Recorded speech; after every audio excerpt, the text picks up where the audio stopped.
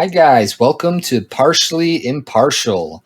I just wanted to remind our listeners that we had to recently change our name to stay on YouTube's good side because, they're watching what words come up and there's certain words they don't like to hear. So just to kind of reach a broader audience, we decided to stick with the name Partially Impartial. And that kind of represents what we are here because we may be a little bit biased, but we are trying to lean towards the unbiased side. I mean, everyone's biased. So we'll also be covering some different topics now that we changed our name. Like next week, we're planning on covering some of the natural disasters that have been happening. There's quite the cyclone going on in India. I believe it's probably tearing them up as we speak, actually. I heard it was making landfall, yesterday sometime. So they're probably going through the thick of it right now. And it would really help us out if you guys would give us a like and or a subscribe. Obviously you can tell we're a pretty small channel right now. So, we'll even take a pity like. If you don't like us, but, you just feel bad for us, maybe give us a like. We'll take that. And with all the economic news coming on, we decided that we would get on one of our friends, KJ. He's actually majoring in finance in college in California. I believe he's finishing up his finals right now. So hopefully we can get his perspective on all the economic record-breaking craziness that we're seeing. So that being said, welcome back to the show, KJ. Hey, yeah, thanks for having me on again. I like the new name. I think it sounds better. Got to stay on people's good side, especially YouTube's. Especially the tube, dude. Especially the cyberlords. So we got a pretty good summary on your views last time. I asked you kind of all the basic questions about what you thought of the virus. So if any of our listeners want to hear that episode, just go back and check our old episode with KJ. But since last time we've had you on, how have things been going on in California? Like what's been changing with the mood lately? Well, the mood is it's strange because at first people were pretty cooperative in California as far as the lockdowns went and listening to the guidelines, but now you're seeing more and more people out, especially because they're starting to reopen, but you're seeing them without masks, even though the governor is still asking people to keep those kind of precautions in place. Yeah, and you're seeing a lot of places get crowded, and it's strange because there's like a little bit of a push and pull where you're seeing more and more of the people wanting to go outside and get on with their normal lives, but the jobs aren't rehiring again. A lot of things are still closed. They're still talking about keeping stadiums closed. There's no talk about when bars and venues will realistically be reopened. I'm in the California State University system, which is, they claim to be the largest university system in the country. And they've made the decision for all of the 23 campuses to remain closed and virtual in the fall. And I think that's a pretty big decision. So it's strange because you're seeing people really making this push for living their normal lives, but then the state's still taking pretty heavy precautions. And then, another thing that's a little concerning is like you have all of these things that have been closed. You have all of the people who haven't been making their mortgage payments, who are in furlough, which furlough doesn't mean you don't have to make your mortgage payments. It means you don't have to make your mortgage payments immediately, but they can still ding your credit and they can still foreclose on you. I think that's something that's important to note because a lot of people don't actually know that, it seems like. But because people are in furlough on their mortgages and people aren't paying their rent, so the state's not getting property tax. They're not getting the income tax from all the people that are out of work. And they're not getting as much sale tax because the revenues are going down. I mean, people are staying home, not shopping. Restaurants and businesses are closed, even now. So that's led us to this weird point in California where even though we're the 5th largest economy in the world, we are just hemorrhaging money. And right now, even though the Republican senators have taken a hard stance that they do not intend to bail out any states, and that last stimulus package was $2 trillion for the entire country. A coalition of states working together, being California, Oregon, Washington, Nevada, Colorado, and Idaho, have said to the federal government that they need those 6 states together $1 trillion, even though the country just got $2 trillion, or else they're all going bankrupt.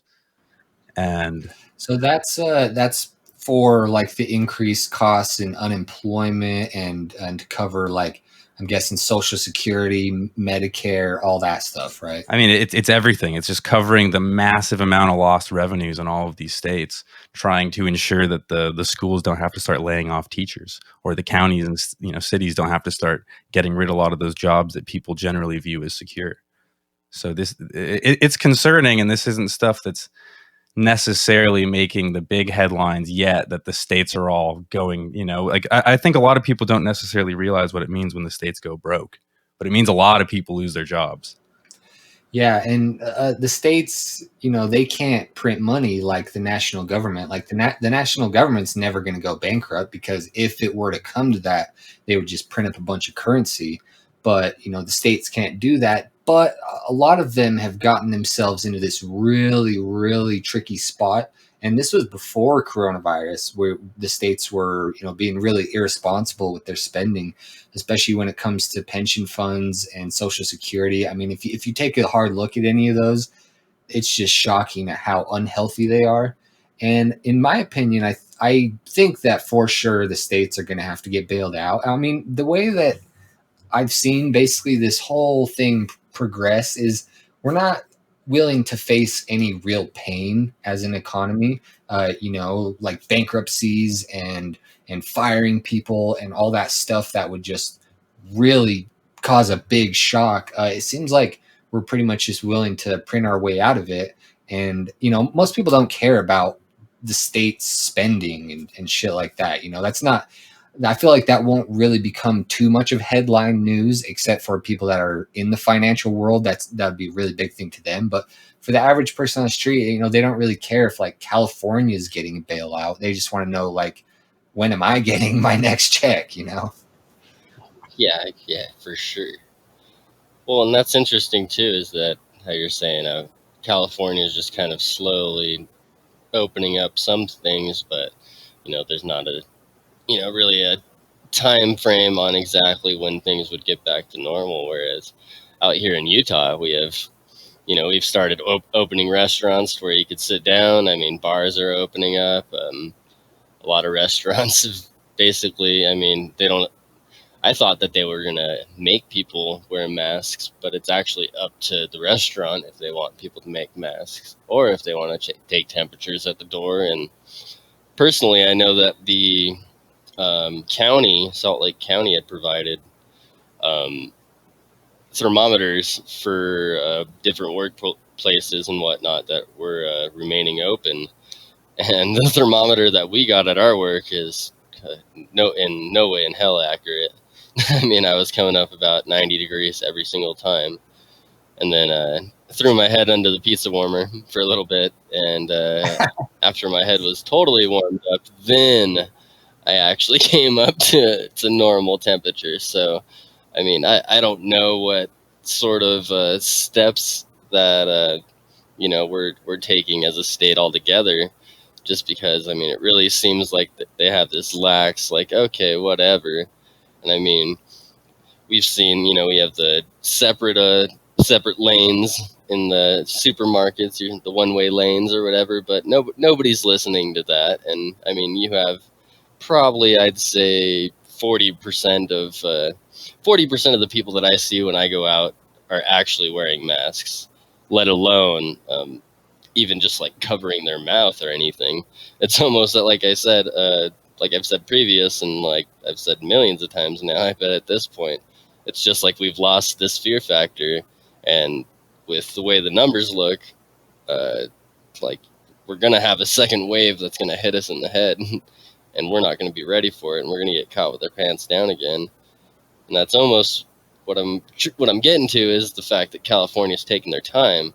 I kind of praise them on that, and the fact that, like, you're saying you're going to get your schooling is committed to doing the fall semester online. That's probably the smartest, way to go about it. You don't have to worry about people not wearing masks. You don't have to worry about people being sanitary everywhere you go and being checked, and the size of the classrooms. And I mean, it's just, that alone would cost millions of dollars just to restructure and try to get something in place to where it would be along the standards that are set, with trying to, keep a safe distance and keep things contained. Yeah, and I don't know how much longer they're going to be able to have these kind of restrictions in place where people are going to continue to abide by them. Because, like I was saying, you're starting to see less people wear masks. But I guess, like, to make some direct comparisons, I'd say it's more like 70% of people here are wearing masks, whereas like maybe 2 weeks ago it was like 95, 90. So it's still the majority. And we do have some restaurants open. There's some places with to go, and there's very few restaurants that are actually reopening for dine in. But there's nothing like letting the masks be up to the decision of the restaurant. That's a pretty hard rule that the restaurants have to be very precautious to be able to have guests dine in right now, and they have far fewer seats. Yeah, so it's like things are starting to move, but at a real snail's pace here. But you're definitely starting to see the people who were really happy with the way we were handling it starting to get fed up, and I think it partially has to do because the weather's gotten really nice now, and a lot of people are. It's like proper summertime, really.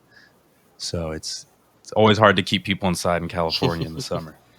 Yeah, I think we're seeing like kind of a clash of narratives here where you have the people that don't pay too much attention to it, who pretty much think it's all going in an uphill from here. Like we're through the thick of it and it's just going to get better and better from here. And they don't need to wear a mask, whatever, because the problem's pretty much gone. And it looks like you guys have actually had a pretty mild situation in California. I'm looking at the numbers right now. You've only had 92 deaths per 1 million, which is much lower than the everyone around you. You obviously have a huge state. I know you guys were really strict with closing down, so that probably has a lot to do with why the numbers have actually been quite good for being in California. And one thing I think is becoming a factor right now is something we've talked about on this show, is how we kind of didn't think it was very likely that the virus would kind of pull back in the summer. And my reasoning for that was because of the massive explosion we're seeing in Brazil right now. But I heard a doctor on Real Vision Finance talking today, and she said that we're actually entering into Brazil's flu season, so their fall, and we're leaving our flu season right now. So I don't think we're gonna see it fully disappear in the summer. But I mean, as far as relaxing things, I think the summer may play a role. Let's put it that way. It's not going to be this one or the other thing. It's not going to just either disappear or keep spreading at the same rate. I think there's somewhere in the middle that it's going to end up being, and I think that will probably work in our favor in the summer in the U.S. But then probably what I see likely happening is we're probably just going to be at this coast as we go into summer, and things are going to be opening up, so we're going to be spreading more of the virus. I mean, we had 1,400 Americans die today and 28,000 new cases today, still seeing really high numbers, though that has been a decrease, especially on the deaths. I didn't see any deaths today or this whole week that were over the 2,000s. So, I mean, and we were receiving 2,500 for quite a while there. So we are definitely seeing it come down. But the thing that I'm worried about long term is if we do kind of reach this state of complacency in the summer, and all of these people that are all really misinformed right now, really never got a respect for this, which is probably half the people I see on Facebook, just basically because it hasn't really affected their life too much. They may not even know someone who got sick here in Utah, didn't know someone that died, so they never really got they probably never worn a mask this whole time. I know tons of people on my friends list would just not be seen wearing a mask. A lot of them are just talking shit on wearing a mask. So I think we may get to this slowdown point, but then as it comes to the fall and the virus gets that fall advantage again, then we could see just an absolutely devastating second wave. Yeah, I mean, this whole second wave thing, it's, I mean, like you said before, it's not one of those things that we try to be too biased about, but just by the, looking at the general statistics going down the road, and, the global cases with, today hitting a record. I don't see it slowing down enough to where it's gonna, give us that little jump ahead. I mean, people are gonna look their other way essentially all summer long, and I mean, they're gonna try to go out and try to do all these things that they still have planned. People have weddings planned, and all these get-togethers and big campouts and whatnot. And I mean, people are gonna do what they're gonna do regardless. But I think that this is gonna definitely result down the road in super increased numbers, and instead of seeing 100,000 cases a day, we'd probably end up seeing more than 150,000 cases a day, or instead of seeing this 28-30,000 cases um, per day in the United States, it's almost more likely that we would start seeing 50 to 60 and get back up to these really ridiculous numbers. And at that point, we're not going to have as tight of a hold on it, because you can't just all of a sudden turn around and tell people, okay, wait, stop. It's that time of year again. We all have to stay home, because then you're just going to piss off a lot of people, and that is not going to work out very well. So, I mean, it's one of those things that it's really hard to say, like, oh, there won't be, but I really hope that there won't be. It almost seems imminent to me, really, because I just don't see anything in the numbers that really suggested that we should have been reopening when we are, if this virus is something that we should be taking seriously. I mean, hopefully the heat does something to it, or maybe this is all just kind of a perceptual issue, and the cases are actually going down, and it just appears to not be the case because we're testing more. That could always be part of it, because we really have been doing a terrible job testing per capita. So I'm trying to be optimistic, but I just don't really see, like the new cases and deaths are, like, they've just kind of started leveling off more than necessarily going down. I think if we were going to make this lockdown worth it in the first place and make the damage to the economy worth it, we probably should have committed to it for a little bit longer. It's just my opinion. Yeah, it's an insanely difficult problem that can be approached by so many different angles. Because obviously, if we did really commit to a stricter lockdown, then the big question would be, well, what's it going to be like when we do open up? Is it just basically going to have slowed the whole thing down? And the concept of herd immunity it's. I mean, right now we've had total cases per 1 million population in the US, 4,900. So we're sitting at 0.5% of the population has gotten sick.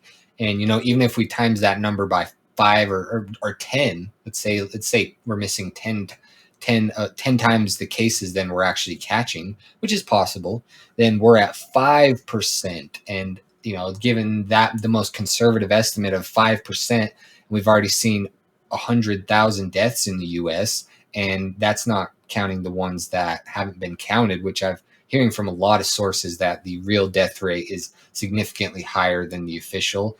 And that's one of those things that you're just not going to get people to agree on. I mean, everyone on the other side says the death rate is much lower and that there's been all these additional deaths added in to make it look bad, which I think if you really think about that theory, it just doesn't really add up, because the government wants to make this look not bad. From the very beginning, all they have ever done the whole time is to try to make this look like it's not as bad as it is. And that's exactly where we're at right now.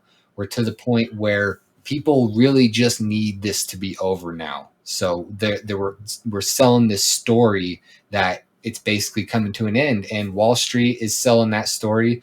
And what I've been hearing from Real Vision, which is a fantastic channel, I'd recommend it to any of our listeners who want to get into the more technical side of finance. He has this theory, Raoul Pal from Real Vision, he has this theory that there's going to be 3 stages to this whole virus thing, and we're in the second stage right now, which is hope.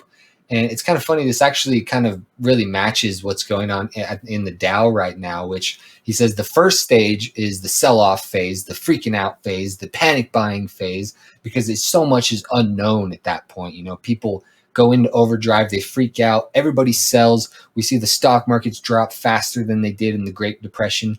And then we have the hope phase where all the people that are like, okay, we're still alive, and the Dow's really cheap. Let me get in and buy right now because I'm a smart investor and I know you buy low and you sell high.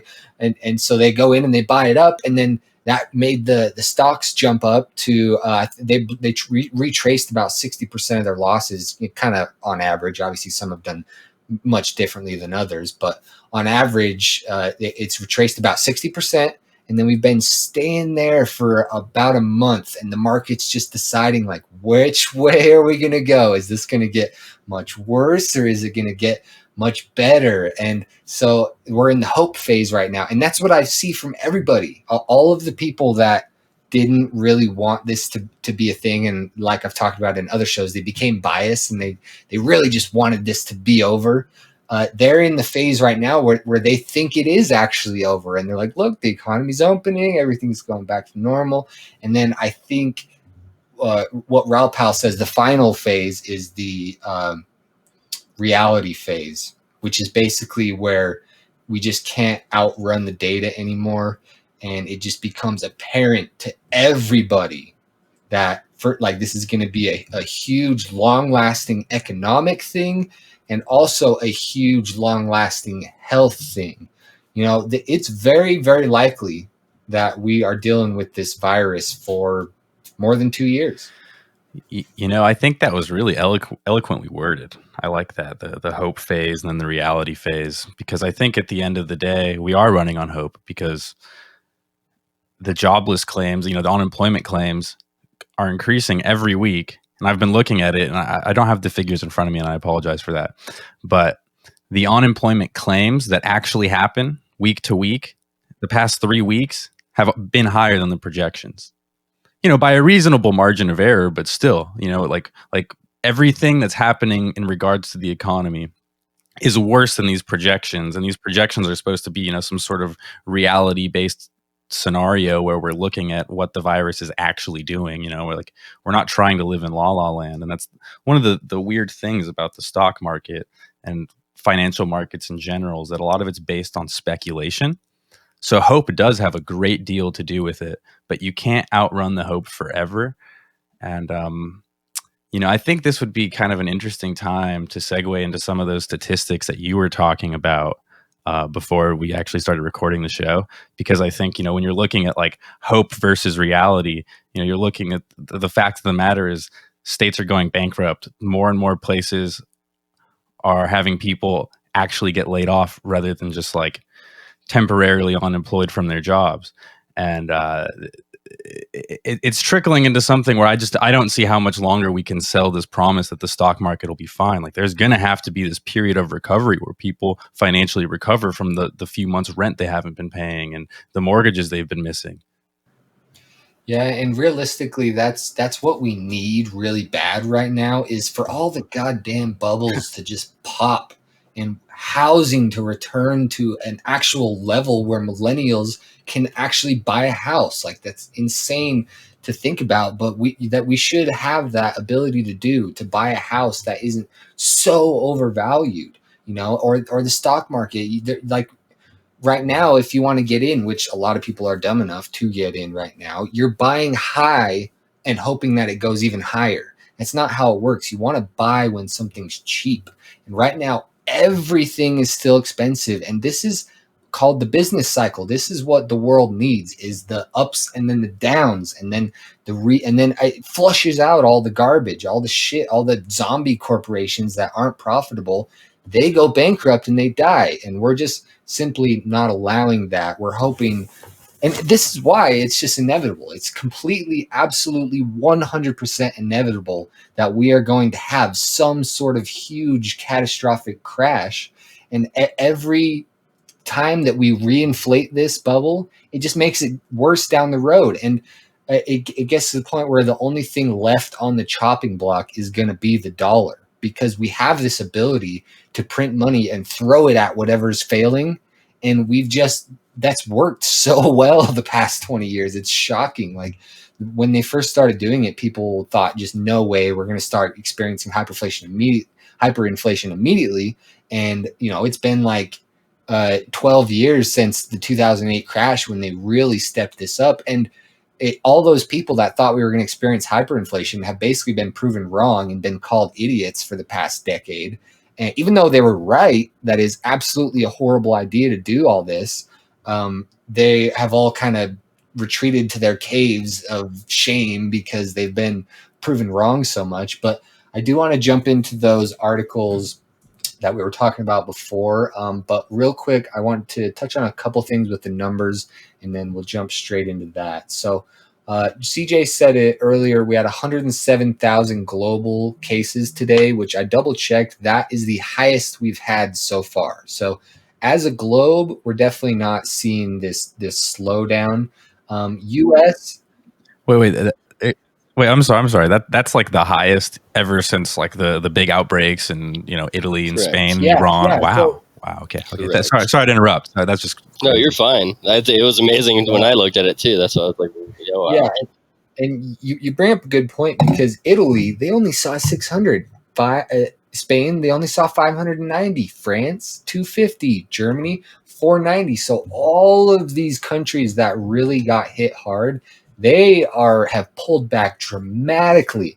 Spain, UK, Italy, France, Germany, they were seeing like 5 to 7K a day for a while, and they all did actual real lockdowns, which we haven't done here in the US besides like New York. And we're still up here hitting about 30K every day in US. It's actually been kind of resting more around 20K lately. And a couple things I wanted to point out in the US specifically. New York is doing pretty well. They're getting like 120 deaths per day. If you look at their death graph, it's just been going down. But now that we're at about the 120 mark, it's looking like it's just kind of leveling out there.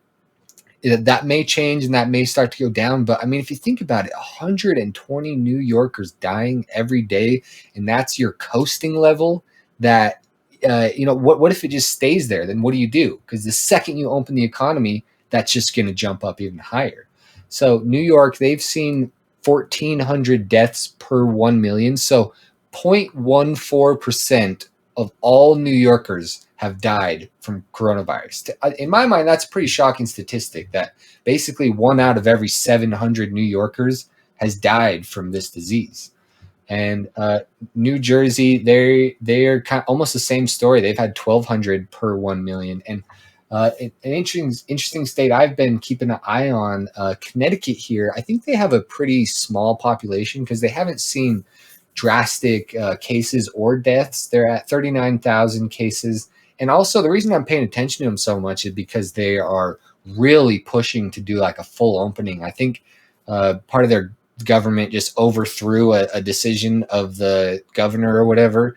So they're going to basically start opening up now. And they had 53 deaths today. And I've seen about that, or up to about 100 a day lately. And they have had 1,000 deaths per 1 million.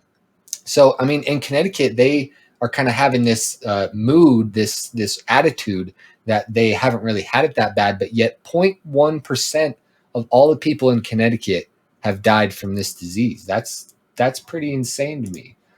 And then, of course, one of the big things going on right now is what we're seeing in Brazil. They actually had 21,000 new cases yesterday in Brazil and 17,500 new cases today. And I've heard so much shit about Bolsonaro. Obviously, I don't know how much he's actually in charge or how much he's just like a puppet of the corporations or whatever, but he's like Trump times 10. Like, he's just ultra denying everything, ultra on the side of corporations and big businesses. And, I've heard tons of stuff about him basically selling out the Amazon. So he's just really not a good dude. And he's withheld this closing as long as he possibly could. And they lost 1,100 people in Brazil just today. So really, and like I said, they're entering into their flu season. So Brazil's probably going to become kind of the new U.S. maybe here. They have 212 million people in Brazil, so quite a large population. We have 330 million in the U.S., so about 33% more. They actually saw the same amount of cases as we did yesterday. So I think they are finally getting a hold on their testing. And like I said, Spain, Italy, France, they are really coming out the other end of this right now. They kind of may be the first to really get a hold on this. I know in China, we are seeing a second outbreak, and we're, of course, this whole time we've gotten really awful information from China. They posted 2 new cases today. Oh, wow. I mean, they may as well just not post anything. But they re-locked down 100 million people.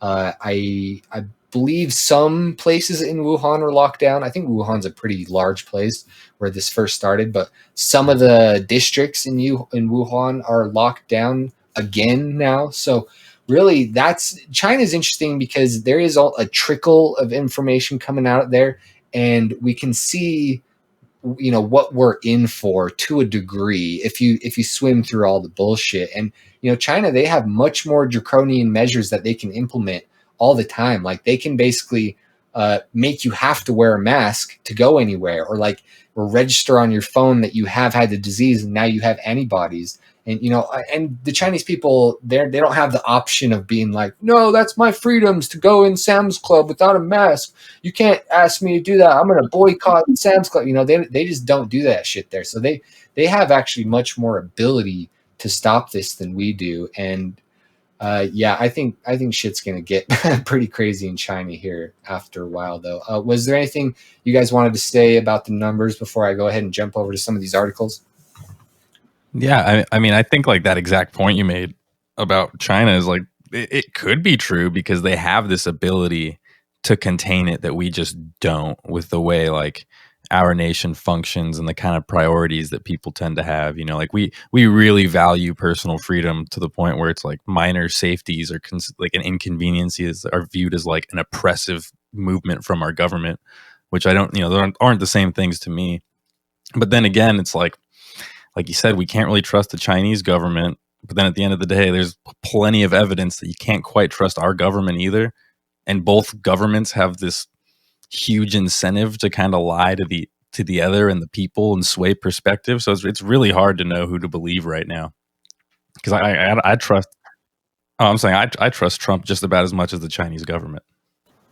Well, I was going to say my biggest concern is this when it comes down to trusting governments that have high populations, especially the one with the highest. I'd still really like to see how many tests they've done. Is that still not showing here? Oh, yeah, there's just that is still not shown, and we still do not have a total of recovered nor active cases in the UK. So I'm like, why are we getting this from Kuwait? We've got Kuwait's numbers, but we don't have China's nor UK's. Well, I mean, like, I don't really want to come off a certain way, but it's like a very big downside of yeah, I will. Oh, totally. But it's like a really big flaw in capitalism, like because capitalism creates this huge incentive where like we're all at competition with each other. So these nations have a lot of incentive to not tell the truth right now. And like when we really should be working together. But at least it's not just Muzak and potatoes, I guess. What? Music communism, bro. Music and potatoes, dude. That's communism. That's all you get, dude. Just boring music and potatoes, dude. That's it. Nothing else. The rest will cost you money, dude. Get vodka. Yeah. Yeah, I think capitalism has been very much distorted lately, and it reminds me of the fourth turning because we've had 90 years of like sort of peace, and so like you said that we become so competitive that it almost forces the worst out of everybody because it actually reminds me. I was I totally made this connection in my head when I was waiting to drive up to Brighton to go snowboarding, and on the bad days, there's this really awful line that forms before the canyon. You literally have to wait in your car in line to turn left at this certain light for like an hour, 2 hours, 3 hours sometimes, and always it's like a battle of like, okay, am I going to be the dick that goes in line and cuts? Because I know I can probably get in. I know I can probably take advantage of someone if there's that slight space. And you know, they're not going to get out of their car and kick my ass or anything, but I do have to be a dick. And it gets to the point where it's like, holy shit, you see like 20 people go cut, and then you see like another 20, and like you're not moving at all. And so it's almost like, well, shit, I have to cut. And if I don't cut in line, then I'm going to be the sucker that gets stuck waiting for 5 hours and doesn't even get a snowboard. So it creates this incentive for everybody to cut now. And then the whole line is just thrown into disarray, and the whole idea of a line just doesn't even function anymore. And it reminds me of kind of how capitalism is, where it's like, there is these shortcuts you can take where you kind of have to screw over a couple people. You have to use like algorithms to like advertise to people's subconscious that they don't fully understand. And it's like you're selling them something that's not good for them, but you're making a ton of money for it. But it's like somebody's getting hurt a little bit. Somebody's getting pushed to the side. And it's just been that way for years and years and years because we haven't had like a really negative consequence because of that yet. And so it's just created this huge incentive for everybody to be an asshole. And now if you're not an asshole, you're going out of business because you're not even competitive, period. Got to be an asshole to make money. Yeah, nice guys finish last. But like, I don't think it's not necessarily like capitalism is like the problem. It's just it becomes a problem when we don't have a middle class and small business. When we have like companies that serve as monopolies, it just becomes an oligarchy with extra steps.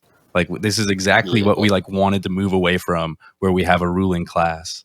You know, like capitalism's great if people can be small business owners and have an opportunity. But like, what the fuck? The bailouts are going to the big companies that are electing the politicians, not the people that prop up the entire country, like the people who work fucking hard and are really getting hurt by this. They're getting almost nothing. Well, the corporations are getting huge handouts. You know, I mean, it's frustrating. It's frustrating. They're not even biting their nails about it. Yeah, it's like, dude, I mean, it'd be one thing if we're all just like, hey, we're all on our own, but like, you know, they get the bailouts and we just get like shoved. Yeah, and that kind of goes back to my point of like, because they're getting the bailouts because they lobby the government. Mm-hmm. So that's their kind of backdoor shortcut of screwing over the whole population, where they can just kind of put $1 million in someone's pocket and boom, it pays back huge, you know? Yeah. I mean, I don't know. Like, I'd love to see way more stimulus checks going out instead of like giving big companies bailouts. Give people the power to save the kind of for sure. institutions and industries that we see as valuable. You know, if we don't want to use our money to save that industry, fuck that industry.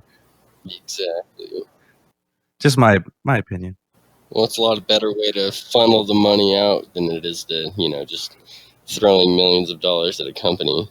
You know, you can give how many Americans $1,000, you know, and yeah, and I mean, you know, the average people are the ones who are really hurting. You know, the people who are really invested in these corporations who are receiving the most benefits from the bailouts, they're not hurting. Like, what did this mean? They might have to sell a mansion if things go really bad. You know, like average people are on the verge of homelessness. It's kind of funny because you're talking about, you're kind of getting into like socialism, really, with, you know, like when we're talking about just like handing out money and stuff. And I agree, capitalism is an absolutely beautiful thing when it remains untainted, but it seems like it has to morph into crony capitalism, because like, what's the point of capitalism? Is to like get to the top, you know, and eventually you find ways to get to the top where you can screw other people over, and it just slowly transforms society. And there's tons of people that hate capitalism because they think that capitalism is itself the evil, but it's not. It's the fact that capitalism has been so distorted.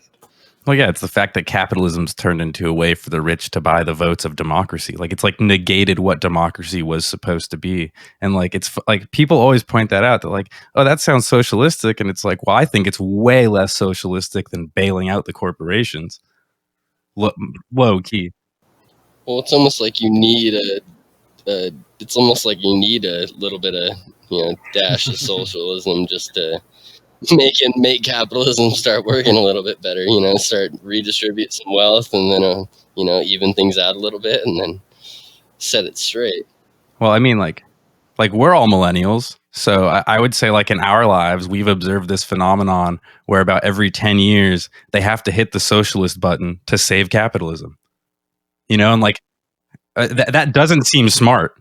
That just doesn't seem smart.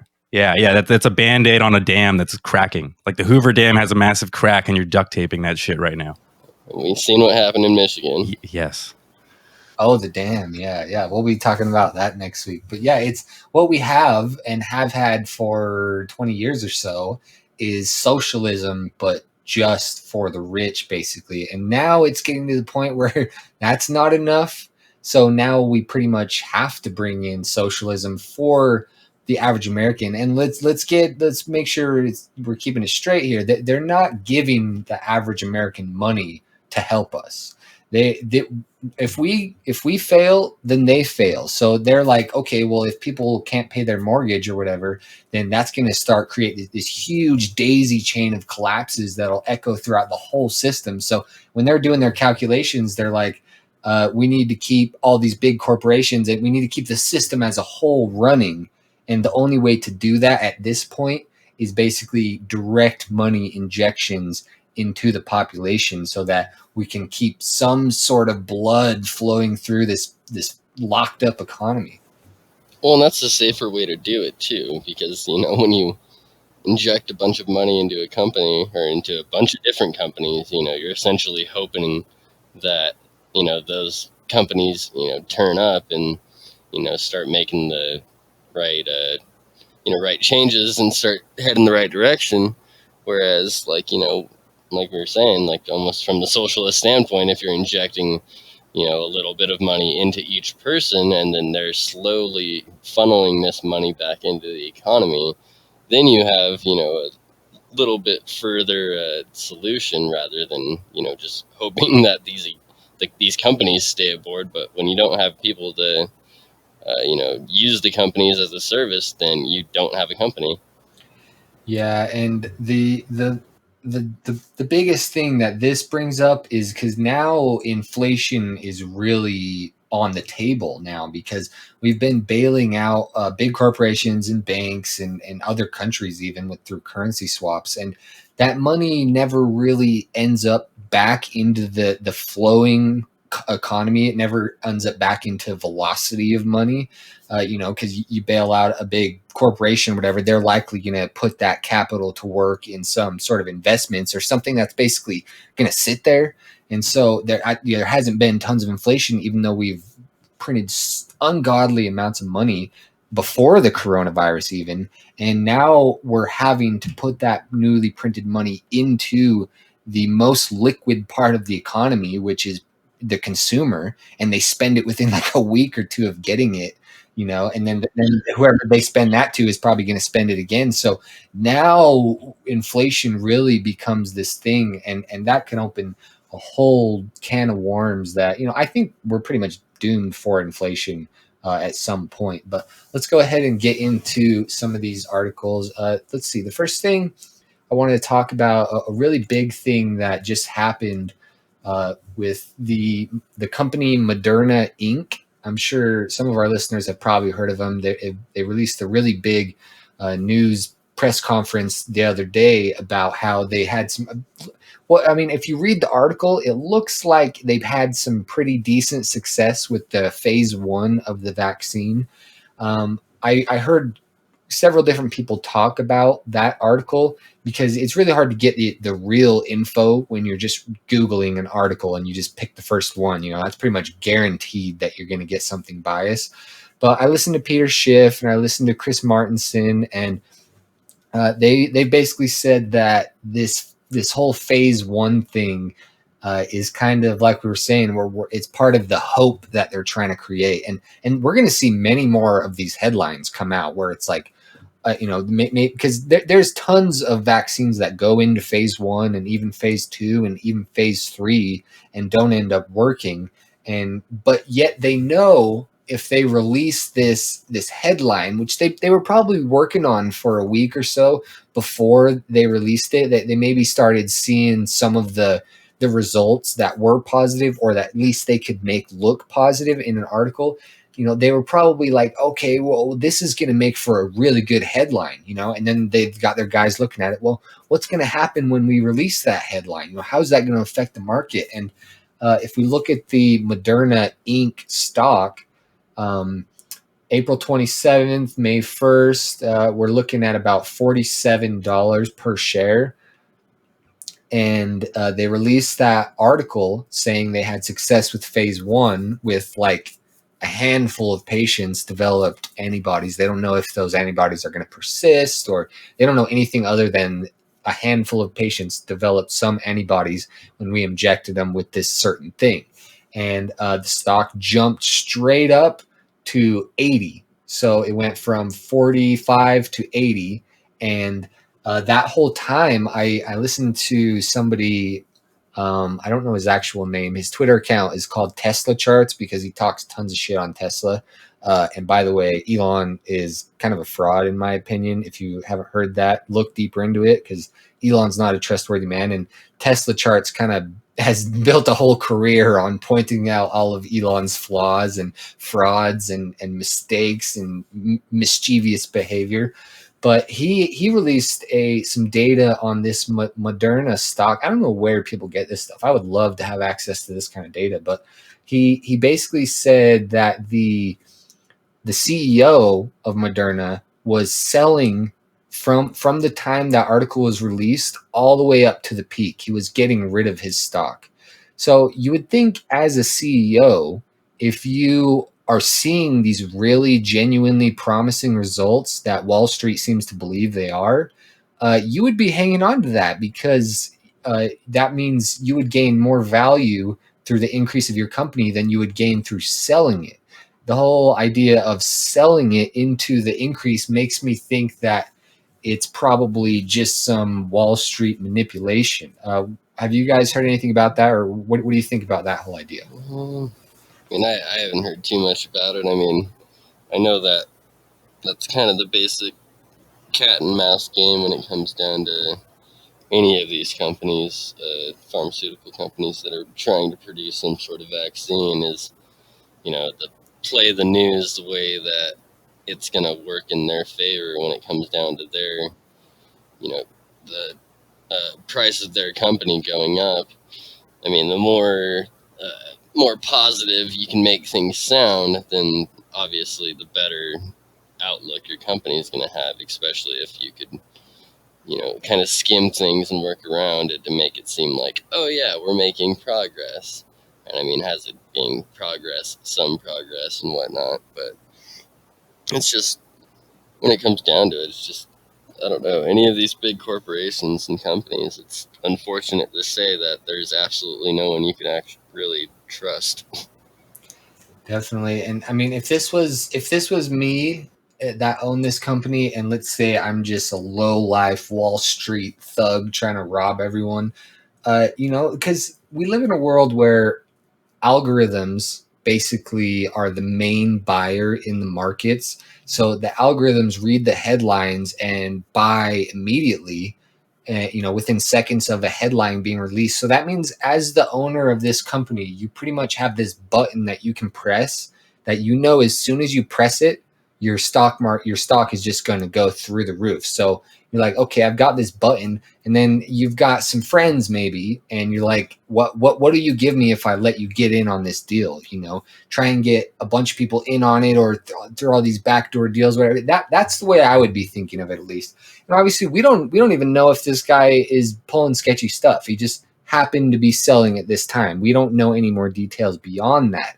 But I'm just saying probably what I would be thinking if I was trying to extract as much money from this trade as possible. And yeah, with all the algorithms, it's just such a crazy world that we're in, because even if the news isn't good, the fact that the algorithms are buying it is going to make it look like it's going up, which is going to make more people jump in, which is going to make it go up, which is going to make more people jump in, which is going to make it go up.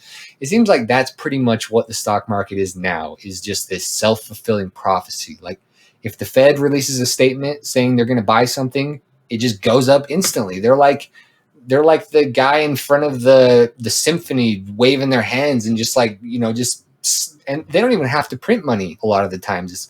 A lot of the times it's just a psychological effect of saying we're going to dump money here at some point, and then everyone thinks they're smart. And the most effective stock trading strategy over the past 10 years has been front running the Fed, which is basically just buying what the Fed says they're going to buy before they buy it, because it's going to go way up. Like basically what's happening in the high yield junk bond market right now, which is just a totally crazy thing. Maybe we'll get in that on a different episode, that they're talking about buying this extremely garbage, risky debt and just holding it on the Fed's balance sheet just because they can't let that implode. But let's go ahead and jump on to some of these other statistics here. Some really record-breaking statistics we're seeing. And a lot of the April data just came out. So we're seeing like what it's really having on a full month of lockdown, what kind of effect it's having on the country. And this record right here, the article says U.S. industrial production tanks the most in 101 years amid factory lockdown. So this is if you take all of what the U.S. is producing and put it in a percentage, we fell 13.7%. And this is normally measured in like 0.3% gains, and everyone cheers because it's like such a huge gain from last month. And 1% is like, whoa, it's a huge thing. And we just saw 13.7%. So that basically means out of all the things we produce in the US, we produced 13.7% less, which is somewhere around an eighth. So if we put everything into groups here, you can pretty much take out a 1/8 of all the things that we've produced here. And that was only predicted to be 11.2%. So significantly higher, over 2% higher, the real numbers. And what do stocks do? They continue their I don't know if you want to call it a rally that we're in right now. We're kind of just floating along. Let me read a couple more of these bullet points here, and then I want to hear your opinion on this, KJ. Factory activity was one of the first economic areas to be hit by the coronavirus pandemic as global supply chains disruption. So yeah, that's something I've heard, because obviously we get a ton of the stuff from China. Some of these factories have had to close down, not because of the coronavirus, but just because they can't get the stuff they need to keep going along in their factories. So what kind of effect do you think this will have on the economy, KJ? And what do you think about the stock market just basically ignoring this type of stuff? I think it's super concerning, honestly, because the stock market is intensely hope driven. It's all speculative, and people will look at data like this and say, yeah, but the feds are just going to print more money and people will go back to work, and eventually I'll be high rolling. And exactly like that company you're talking about that was making the vaccine, it's like you can make this false promise, not necessarily based on anything, but if enough money starts buying into it, everyone just follows suit. And it's like it's an interesting thing. I don't know if you know about penny stocks, but they're stocks that trade for like pennies on the share instead of dollars. And it's like a little experiment you can do where, since they only cost pennies on the shares, you can buy a massive volume. And you can see how just one person with enough money, buying one stock or selling enough shares at once can just drive the price and get people to hop on. And like you can collapse a stock on your own at the penny stock level. And there's enough people, there's people like Warren Buffett with enough personal capital that they can do this to a stock. Like Elon Musk could pull 8% out of Tesla, immediately sell it off. And without even people knowing that it was necessarily Elon Musk, they would just see, 8%'s gone. We need to just hop on that sell. So it's really concerning, because I just don't see any evidence and in terms of the figures that lead me to believe that the market should be going up. So I think that what's going on right now is they're kind of setting it up so that all of the biggest players are going to have the ability to pull out like a massive gain. You know, I mean, you've been seeing this.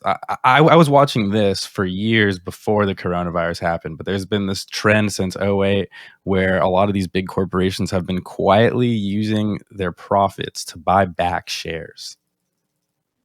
You know, that puts them in a very interesting position where they could kind of just sell themselves off as things start to naturally collapse, you know, right before the earnings reports, when people are going to obviously see that no one is making sales, no matter what speculators want to believe, no matter how much money we throw at these companies right now, people just aren't spending, people aren't working. When these next quarter reports come out, it's going to be a bloodbath. Unless the government just throws an inordinate amount of money at it. But I got to figure, you know, like you were talking about earlier, these people who hid in the caves because the inflation never came.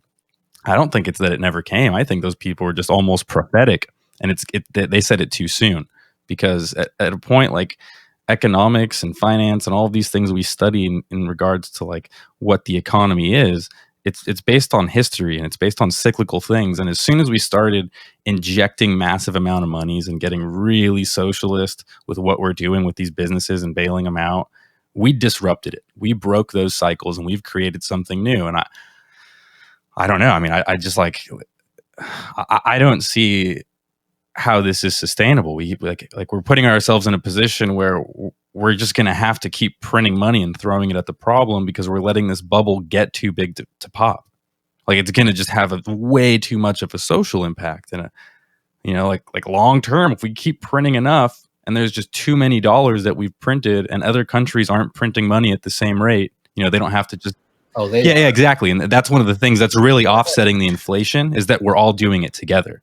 You know, if we were just creating trillions of new dollars and no other country was doing it, you know, we'd be diminishing the scarcity, and all of a sudden there'd just be more of them. So there'd be worth less because other countries aren't doing it. So the fact that other countries are in the same ship really helps the dollar.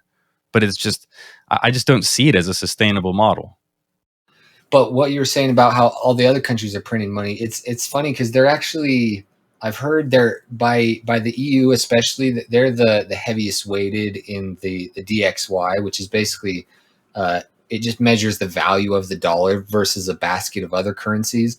And for every 1 trillion that the EU prints, we actually have to print 3 trillion to be able to keep up with them, because there's so much dollar denominated debt in other countries that if their currency starts losing value faster than the dollar, then they have such a difficult time paying back the dollar debt because their currency is losing value. So basically the dollars become much harder to pay back if their income is coming in their home currency.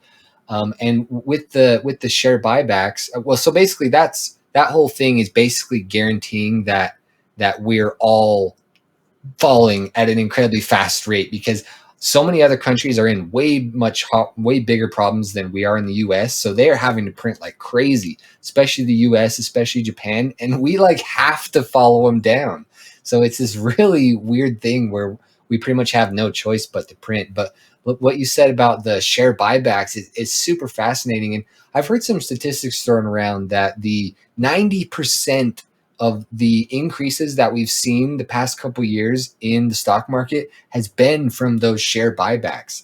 And here's another even more perverse way, and like you said, unsustainable aspect to that is, so if we look at the rate of inflation, it's supposedly around 2%, but if you really measure it the way that you're supposed to, it's probably around like 3, 4, 5%, somewhere around there.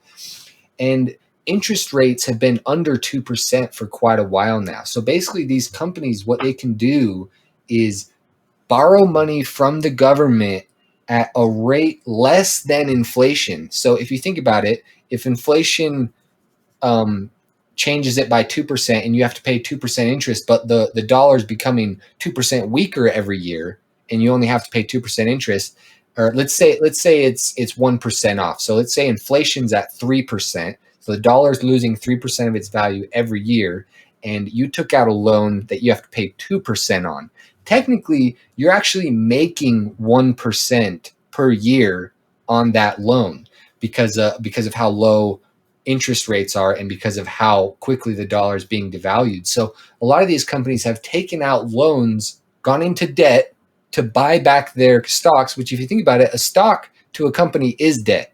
That because they sell stocks of their company to raise capital so that they can put that capital to work in the business. So they're basically taking out low interest rate debt to buy back their debt to raise their stock price so that way the CEOs can get their huge bonuses because they have like written in their contracts, like if you reach $700 a share, then the CEO gets this huge package of like millions and millions of dollars. So what the CEO is solely focused on is getting that package. And it makes sense in a fair world because then if you're getting money to your stockholders, then you're making them rich while at the same time making yourself rich. But there's this loophole, which is share buybacks, and the low interest rates has fueled that in a really unnatural way.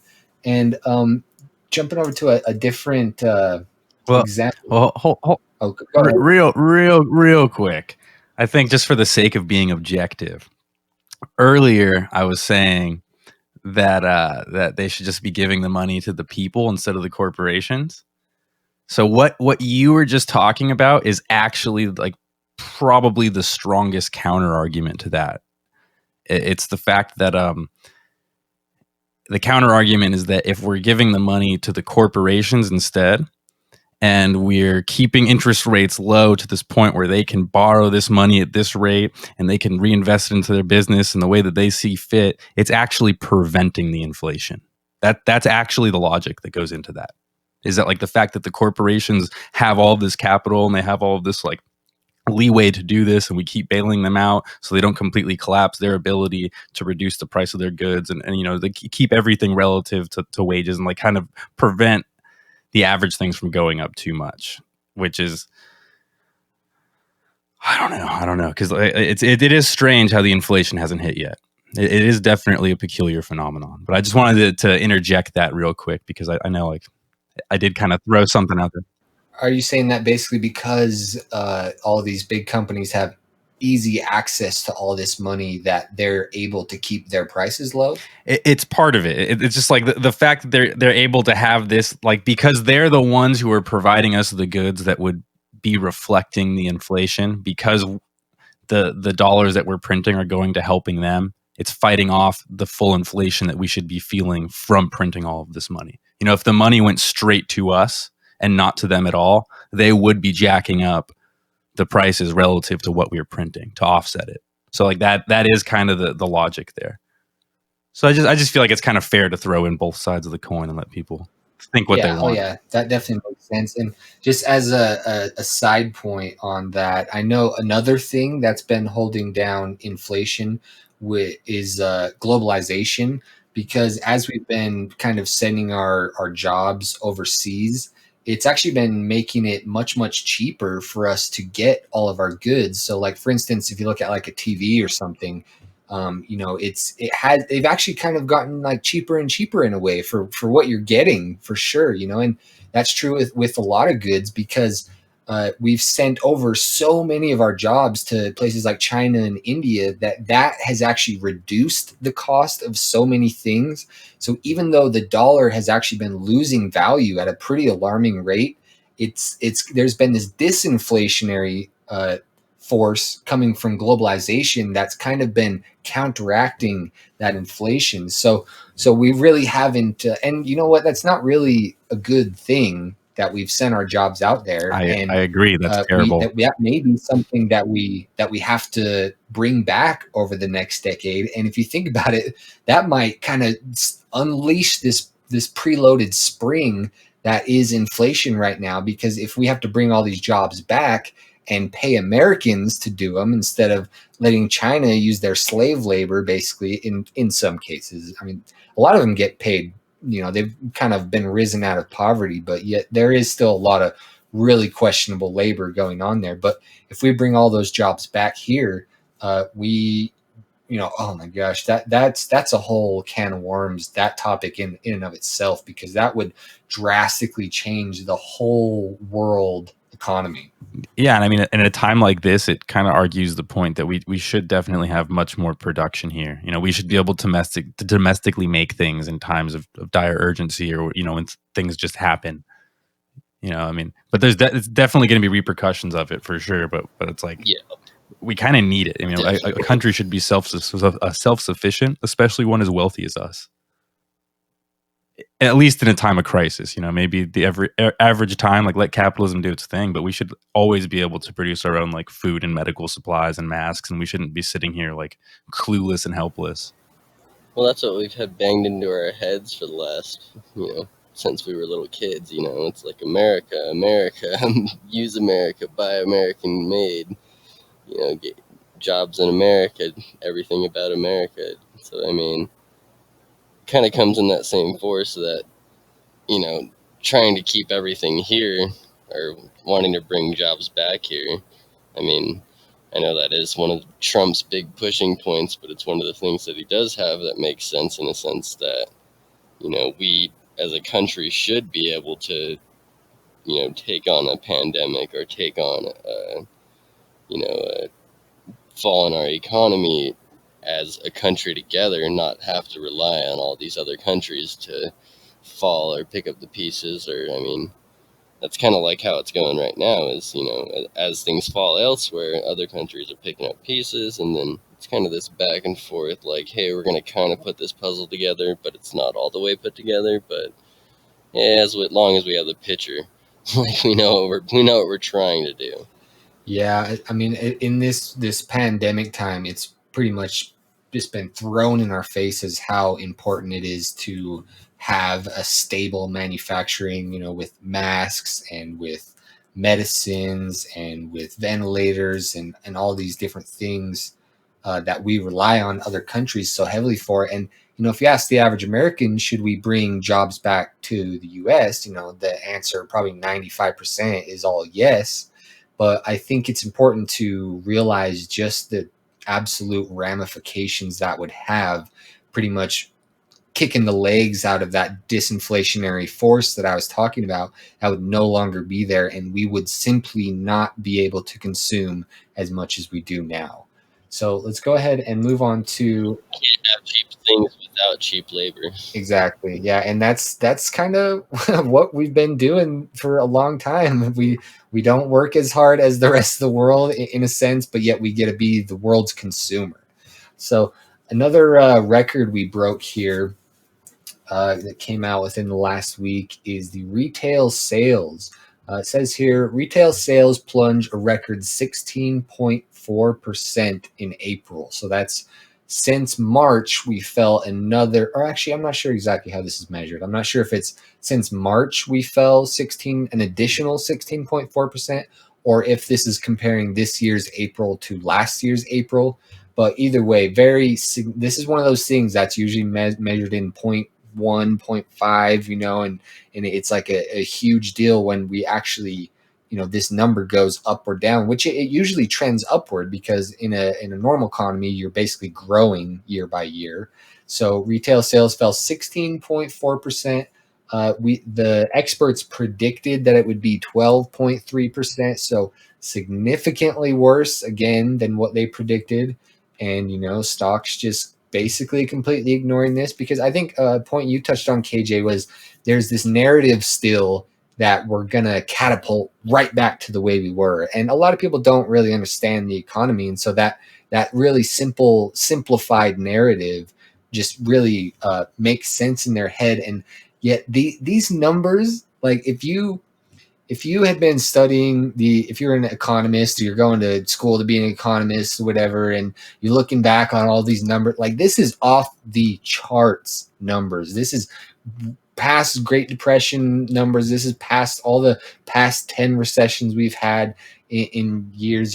This is just absolutely shocking. But yet the average American just sees like 16.4, and they really don't understand what that means. And so I think personally we're in for a very long recovery. What do you guys think? 100% agree. Yeah, I mean, I think it's like important to remember that a lot of these people who are reporting on these numbers on like big media outlets, they're invested in the market.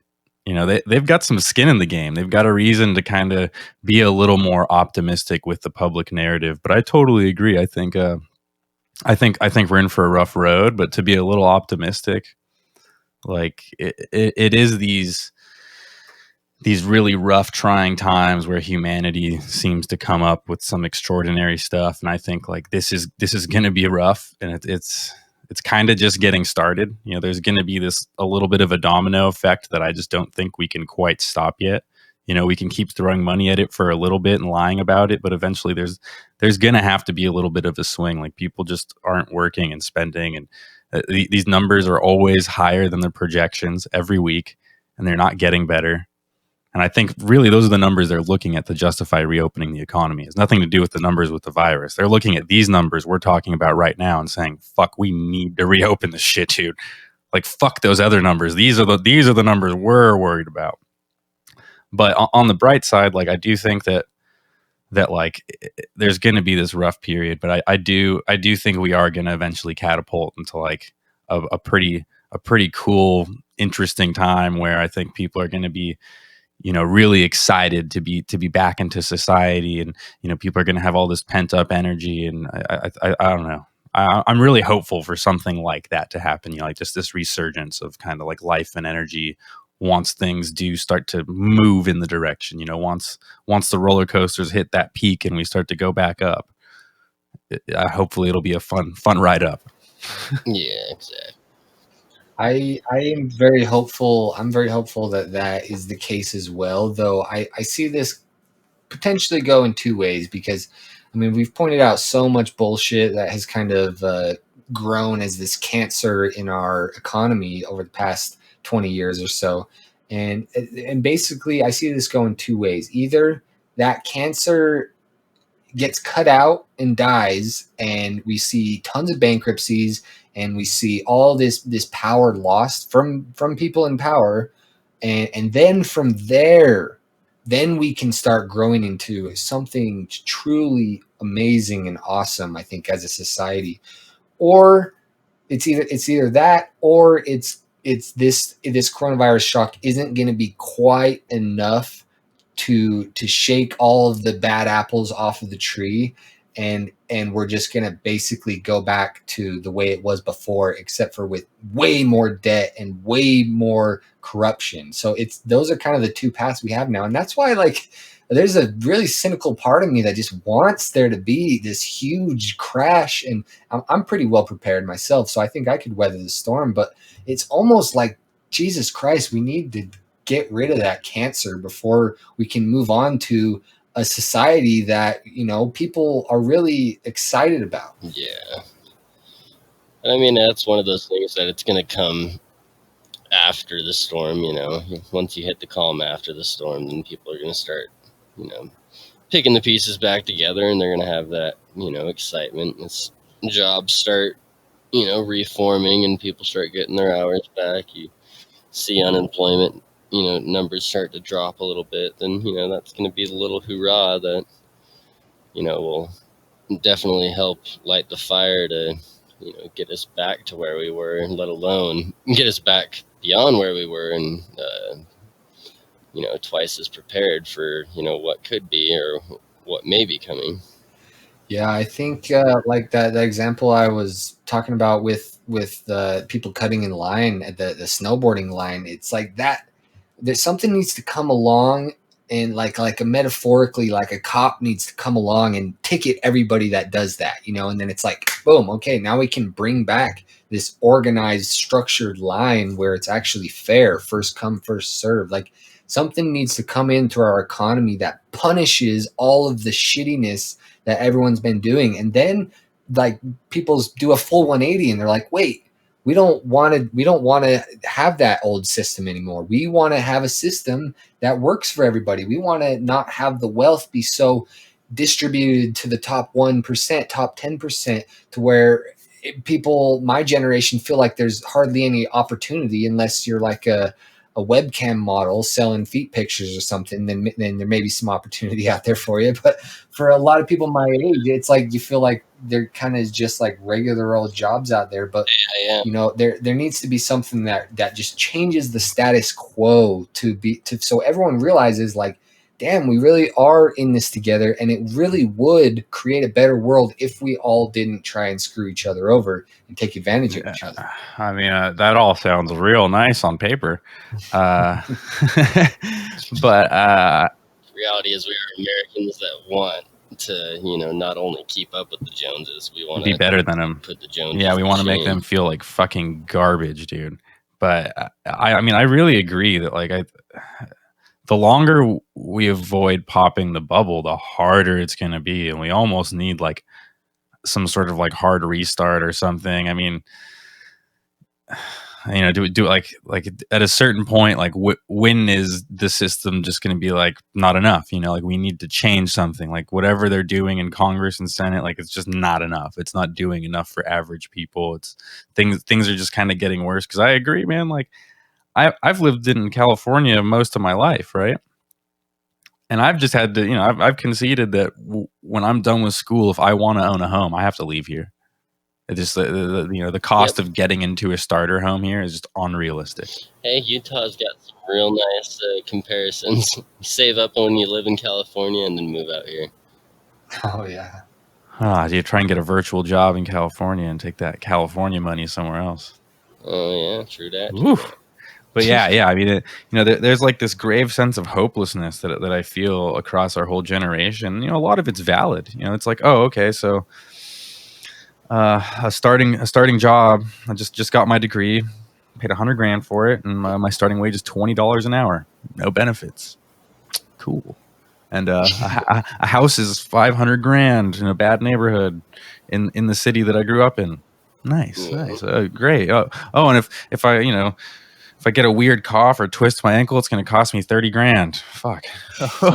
You know, it's like there's not much to be hopeful for. You know, we don't have the same opportunities that like our parents and our grandparents had. And I think it's like, you know, it's not like that we want to be crybabies, but I think like we should acknowledge those types of things. Oh, it's absolutely true. There's tons of statistics that prove that as a fact. I can't remember every statistic.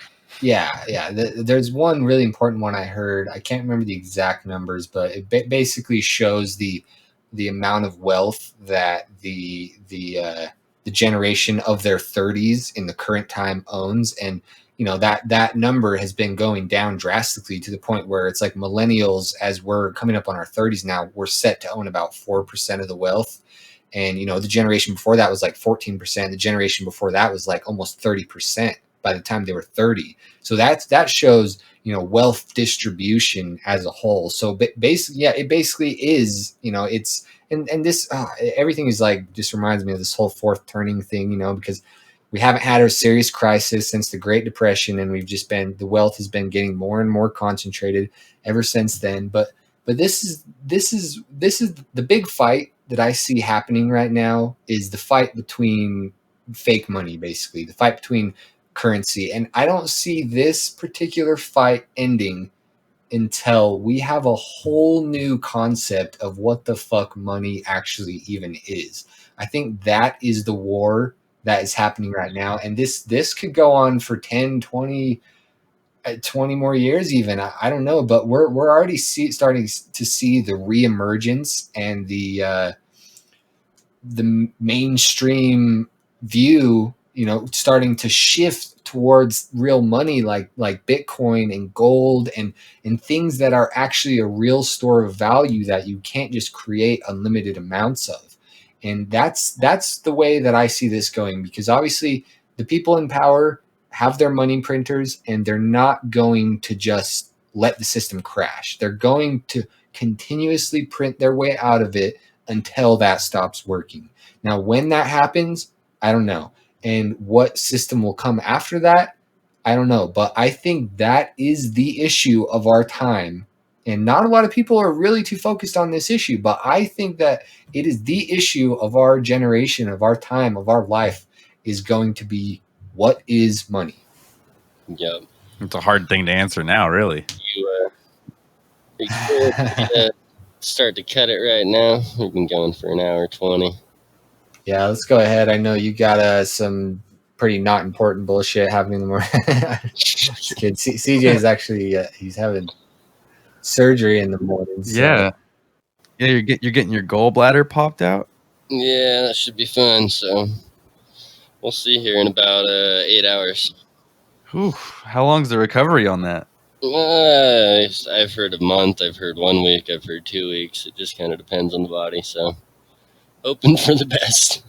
Well, at least you get to go through that whole anesthesia process. That's always kind of fun and trippy, and you're all drugged up when you come back. So that's all. I've always thought that was pretty interesting, at least. But yeah, it's been a absolutely fantastic conversation. We're at hour 20 minutes. We've gone. I have a couple more articles actually, but yeah, let's go ahead and end this. Maybe we'll touch on those next time. Yeah, I always get stuck talking. No, I think I was thinking the same thing. Let's just go ahead and call this one. It's been absolutely fantastic. I'm really grateful that I got to talk with both of you guys again, and I'm sure we'll have you on at some point in the future, KJ.